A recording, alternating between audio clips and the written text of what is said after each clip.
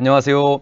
한국 애니메이션고에서 역사를 가르치는 김남수입니다. 저는 박범희 선생님과 함께 일제강점기의 역사를 썼습니다. 이제부터 제가 집필한 주제 10에서 주제 17까지의 수업 나눔을 시작하겠습니다. 주제 10은 농민과 노동자 생존권 투쟁을 벌이다입니다. 이 주제는 제목으로만 보면 일제강점기 농민운동과 노동운동의 핵심입니다. 여기에 더해 일제강점기를 살았던 사람들의 삶의 변화를 읽을 수 있도록 구성하였습니다. 기존 교과서에서는 농민운동과 노동운동은 국내 민족운동의 영역에서 서술합니다. 그리고 농민 노동자의 삶과 식민지적 근대화의 모습은 사회경제적 변화의 영역에서 서술하는 것이 보통이었습니다.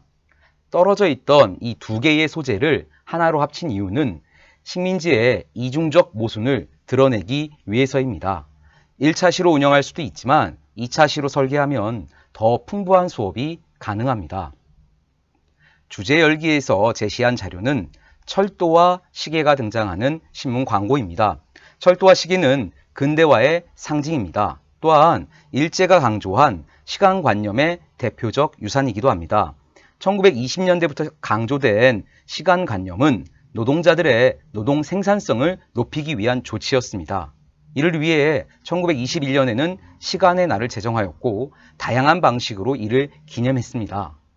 식민지 시기 근대화의 본질을 학생들과 이야기할 때 다룰 수 있는 좋은 소재라고 생각합니다.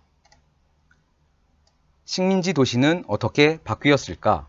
철도는 식민지의 현실을 잘 보여주는 사례 중 하나입니다. 근대화의 상징이자 수탈과 침략의 수단이기도 했습니다.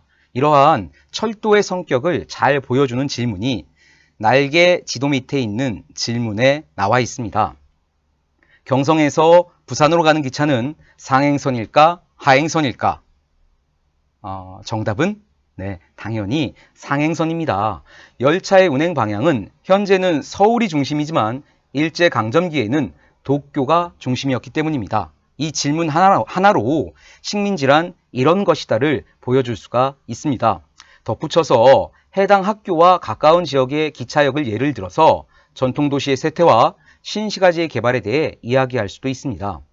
정리하고 역량 키우기 3번에서 이 주제를 다루고 있습니다. 생각톡톡 식민지 경성의 새 공간에서 주목한 것은 한국인이 사는 북촌과 일본인이 사는 남촌의 민족별 차이입니다. 그리고 그림에 보이는 청계천의 토막민으로 상징되는 계층별 차이입니다. 북촌과 남촌에서 모던걸과 모던보이들이 이 식민지 경성을 누비던 그때 청계천과 동대문 밖 그리고 서대문 밖에는 토막촌이 만들어졌습니다. 이 세 공간을 대비해서 가르치면 학생들은 경제가 성장하고 근대화가 되었어도 대부분의 한국인은 그것을 누릴 수 없었음을 느끼게 됩니다. 식민지의 이중적 모순을 확인할 수 있는 순간이기도 합니다. 농민 노동운동은 어떻게 전개되었을까? 저는 이 주제에서 일반적인 설명은 간단히 합니다. 그리고 구체적인 사례, 예를 들자면 임금사감에 항의하며 을밀대 지붕에 올라갔던 강주룡을 소개합니다. 그리고 을밀대의 높이는 4m 정도인데 왜 고공농성이라고 부를까? 이런 질문을 던져봅니다. 그리고 이제 세 장의 사진을 제시하는데요. 첫 번째 사진은 당시 신문에 보도되었던 을밀대 지붕 위에 올라간 강주룡의 사진입니다. 두 번째 사진은 을밀대 전체의 모습을 확인할 수 있는 사진인데 옆에 서 있는 사람들의 크기를 통해 을밀대의 높이가 약 4m 정도임을 확인할 수가 있습니다. 세 번째 사진은 을밀대 뒤편에서 찍은 사진입니다. 을밀대 밑에 약 11m 정도의 축대가 보입니다. 참고로 저 축대는 고구려 시대에 쌓은 축대라고 합니다. 바로 이 사진을 통해서 왜 강주룡의 시위를 고공농성이라 부르는지 한눈에 확인할 수가 있습니다.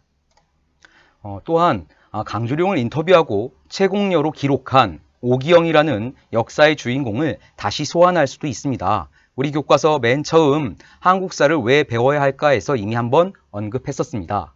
나아가서 아직까지 체불임금 지급 등을 요구하면서 고공농성이 이어지는 현실에 대해 토론해보는 것도 제안드립니다.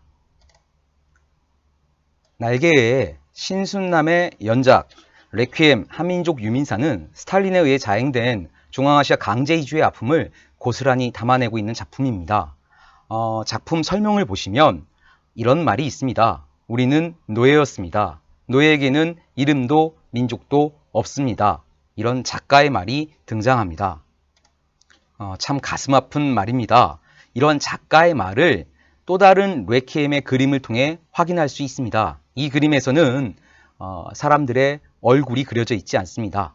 민족도 이름도 없던 중앙아시아의 한인들에게 이렇게 얼굴을 그리지 않음으로써 당시의 아픔을 담아내고 있습니다.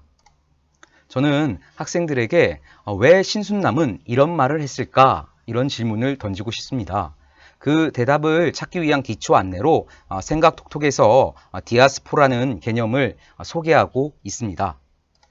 역사 토파보기 식민지의 새로운 유행에서는 여러 인물 군상이 등장합니다. 가죽 구두를 신은 모던걸, 그리고 지팡이를 든 모던보이, 미국 영화를 보러 가는 청년, 금광투기로 일확천금을 얻은 갑부, 이런 단편적인 역사적 사실들로만은 식민지 시대를 왜곡해서 볼 수가 있습니다. 이들이 한국인 전체를 대변하지 못함을 학생들에게 전달하고자 이 역사 토파보기를 썼습니다. 세 가지 소재 중에서 조금 덜 알려진 내용은 금광투기 열풍입니다.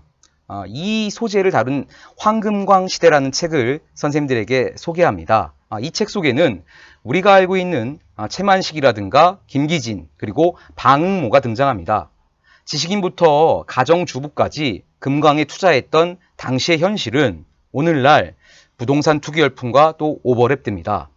현재 사회의 다양한 사회 문제의 원인과 이유를 찾는 역사 수업이 가능한 소재이기도 합니다.